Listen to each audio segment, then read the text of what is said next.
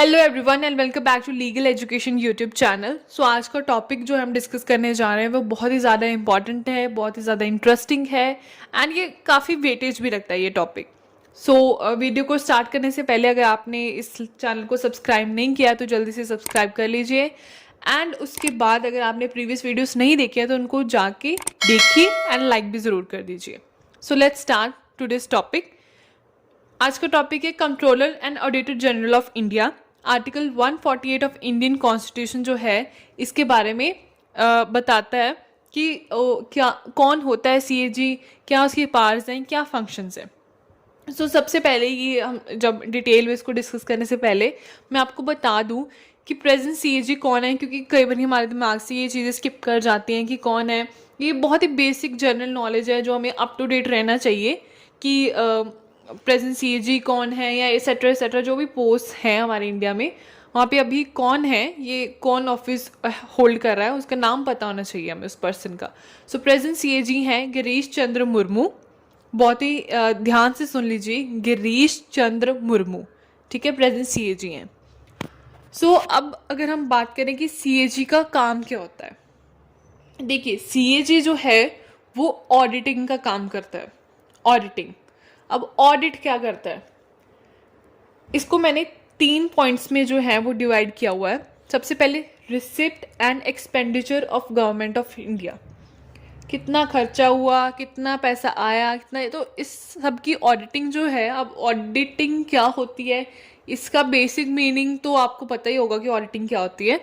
So receipt and expenditure जो government of India का होता है उसको ऑडिट करते हैं। सेम एज जैसे यूनियन का गवर्नमेंट ऑफ इंडिया का वो चेक करते हैं, वैसे ही स्टेट गवर्नमेंट का भी रिसिप्ट एंड एक्सपेंडिचर ऑडिट करते हैं सीएजी। अब ऑडिटिंग में और इंक्लूड होती है अगर ऑटोनोमस बॉडीज़ हैं या कॉरपोरेशंस हैं, उनकी भी ऑडिटिंग जो है वो सीएजी ही करते हैं। देन अब सीएजी की और फंक्शंस क्या है, जैसे सीएजी जो है वो स्टैट्यूटरी ऑडिटर ऑफ लोकपाल भी है। देन इट ऑल्सो कंडक्ट्स, ठीक है, सप्लीमेंट्री ऑडिट्स भी कंडक्ट करते हैं जिसमें गवर्नमेंट का 51% इक्विटी शेयर होता है।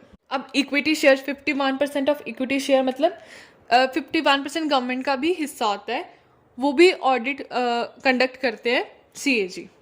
या जो सब्सिडरी कंपनीज होती हैं, एग्जिस्टिंग गवर्नमेंट कंपनीज की जो सब्सिडरी कंपनीज होती हैं उसकी ऑडिटिंग भी सीएजी के ऑफिस के अंडर ही होती है। सीएजी जो अपनी रिपोर्ट्स हैं वो प्रेसिडेंट ऑफ इंडिया को सेंड करते हैं।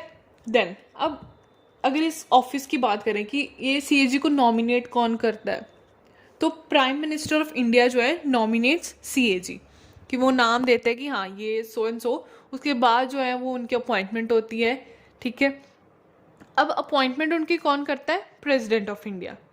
उनका टर्म ऑफ ऑफिस क्या, मतलब टेन्योर कितना उनका, 6 साल तक या 65 ईयर्स ऑफ एज अगर उनकी पहले हो जाए, या 6 साल तक, तो विच एवर इज अर्लियर, दोनों में से जो पहले हो जाए उतनी देर तक उनका टेन्योर होता है, ठीक है। तो अब ये बेसिक पहले मैंने आपको सबसे पहले ये बता दिया कि ऑडिटिंग किस किस चीज़ की होती है। Receipt and expenditure of government of India, state government के भी सेम वैसे ही। उसके बाद ऑटोनोमस बॉडीज़ या कॉरपोरेशन जो होती हैं उनकी भी ऑडिटिंग होती है। देन स्टैट्यूटरी ऑडिटर है लोकपाल का। देन सप्लीमेंट्री ऑडिट्स कंडक्ट करता है जिसमें गवर्नमेंट का 51% इक्विटी शेयर होता है, या गवर्नमेंट की जो एग्जिस्टिंग कंपनीज़ हैं उनकी जो सब्सिडरी कंपनीज होती हैं उसका भी ऑडिट सीएजी के अंडर होता है। देन इसकी रिपोर्ट्स जो हैं वो प्रेसिडेंट ऑफ इंडिया को सेंड की जाती है, पीएम इसको नॉमिनेट करता है, प्रेसिडेंट अपॉइंट करता है, and tenure of office 6 years या 65 years of age, whichever is earlier. तो ये बेसिक आपको हो गया। अब इसकी ड्यूटीज़ जो हम डिस्कस करने जा रहे हैं,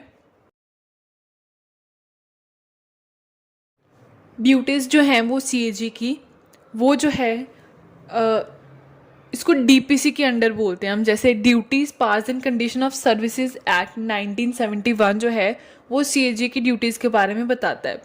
सो ये भी एक हमें जनरली पता होना चाहिए, अगर क्वेश्चन आ जाए कभी जनरल नॉलेज में या कभी वैसे ही इन जनरल हमको पता होना चाहिए कि सीएजी की जो ड्यूटीज़ हैं वो किस एक्ट में प्रोवाइड हैं, या पावर्स कंडीशन किस एक्ट में वो गिवन किस एक्ट में वो गिवन है। तो वो duties powers and condition of service act 1971 में प्रोवाइडेड है। देन अब ड्यूटीज़ की बात करें तो सबसे पहले ड्यूटी जो हमने पहले भी बात करी है, रिसिप्टेंट एक्सपेंडिचर, जो कंसोलिडेटेड फंड ऑफ इंडिया यानी कि गवर्नमेंट ऑफ इंडिया का जो कंसोलिडेटेड फंड है उसकी receipt and expenditure same as it applies to states. अगर स्टेट्स में भी ऐसा हो तो उसके भी रिसिप्टेंट एक्सपेंडिचर की ऑडिटिंग करनी। देन यूनियन टेरिटरीज जिसमें लेजिस्लेटिव असेंबली है उनकी भी ऑडिटिंग जो है सीएजी ही करता है।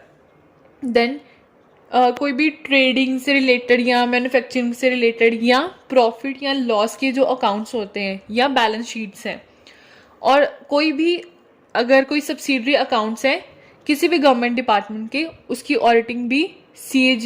ऑडिटिंग भी करना सीएजी की ड्यूटी है, one of its duties. Then जो गवर्नमेंट कंपनीज एक्ट 2013 की प्रोविजंस जो हैं वो यहाँ अप्लाई होंगी गवर्नमेंट कंपनीज के ऊपर। देन कॉरपोरेशंस जो हैं वो पार्लियामेंट ने जो लॉज एस्टैब्लिश करे हैं या उसके अंडर जो है लॉज जो बने हैं पार्लियामेंट के, उसके ऊपर भी ड्यूटी है सीएजी की कि वो उनकी भी ऑडिटिंग करेगा। जो कॉरपोरेशन जो हैं वो पार्लियामेंट के अंडर जो अंडर लॉज बने हैं जो पार्लियामेंट ने बनाए हैं उसके ऊपर भी सीएजी की ऑडिटिंग की ड्यूटी जो है बनती है। तो नेक्स्ट ड्यूटी है जो अथॉरिटीज़ या बॉडीज़ जो फाइनेंस करी जाती हैं कंसोलिडेटेड फंड्स ऑफ यूनियन या स्टेट गवर्नमेंट के कंसोलिडेटेड फंड से, उनकी भी ऑडिटिंग करनी जो ड्यूटी सीएजी की है।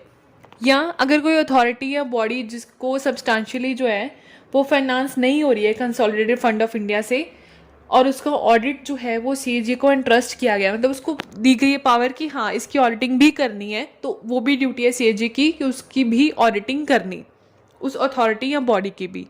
या अगर जो लोन्स हैं या ग्रांट्स हैं जो गवर्नमेंट ने दिए हैं किसी स्पेसिफिक पर्पस